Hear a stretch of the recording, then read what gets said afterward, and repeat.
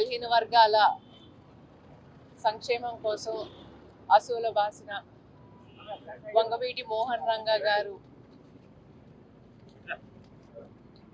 జీవితం అందరికీ మార్గదర్శనం.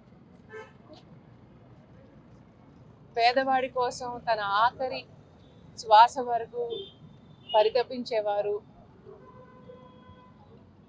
వాళ్ళ పోరాటమే నా పోరాటం అని ఎప్పుడు ముందుండేవారు. తనతో పాటు మనుషుల్ని ముందు నడిపించుకుని వెళ్ళేవారు.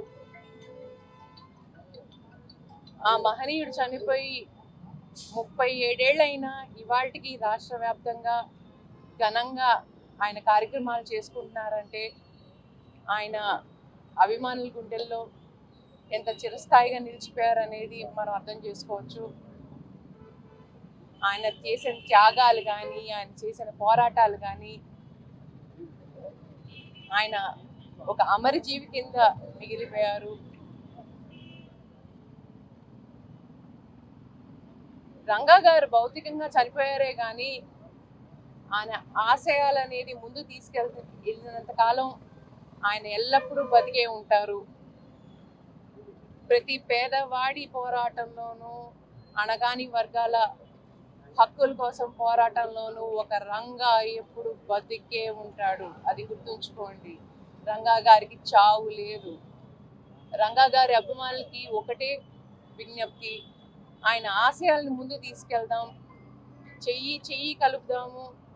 మనం ముందుకు వెళ్ళినంతసేపు, కలిసి ముందుకు వెళ్ళినంతసేపు ఆయనకి చావు లేదు.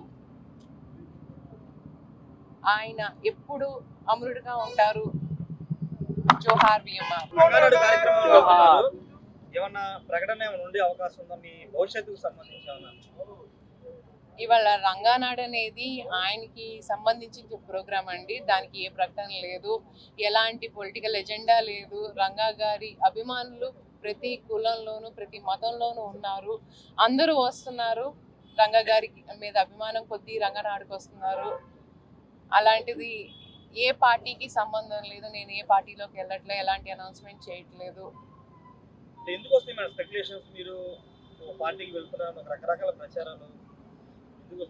సోషల్ మీడియాని అస్త్రంగా చేసుకుని కొంతమంది ఓర్చుకోలేని వాళ్ళు పుట్టించిన పుకార్లండి. అంతేగాని ఏం లేదు. నేను ఏ రాజకీయ లబ్ధి కోసమో లేకపోతే ధన మోహంతోనో ఏ వర్గాన్ని విడదీయటానికో నేను రావట్లేదు. దయచేసి క్లియర్గా చెప్తున్నాను, నేను ఎవరిని విడదీయటానికి రాలేదు.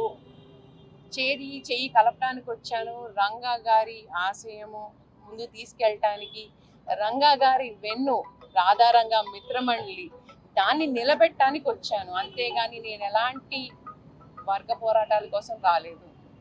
మీరు మీ సోదరుడు రాధా గారు విడివిడిగా ఈ రోజు నివాళులు అర్పించడానికి కారణం ఏంటి? రంగా గారి కార్యక్రమాలు చాలా ఉన్నాయండి. దానికి ఆయన ఒక్కళ్ళే సరిపోరు. దానికోసం నేను కూడా నా వంతు నేను చేస్తున్నాను.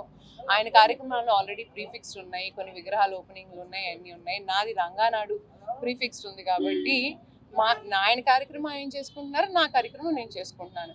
అదే ఆయన కార్యక్రమం కనుక ముందే అయిపోతే ఆయన కూడా తప్పకుండా వస్తారు రంగనాడికి. చరిత్ర సృష్టించినోడు ఇప్పుడు ఆ చరిత్రని తిరగరాయబోతున్నాడు. అబద్ధాల గోడల్ని బద్దలు కొట్టి నిజాలను రాగా మీ ముందుంచబోతున్నాడు. నిజమైన వార్తల కోసం వెంటనే డౌన్లోడ్ చేసుకోండి రా యాప్ని.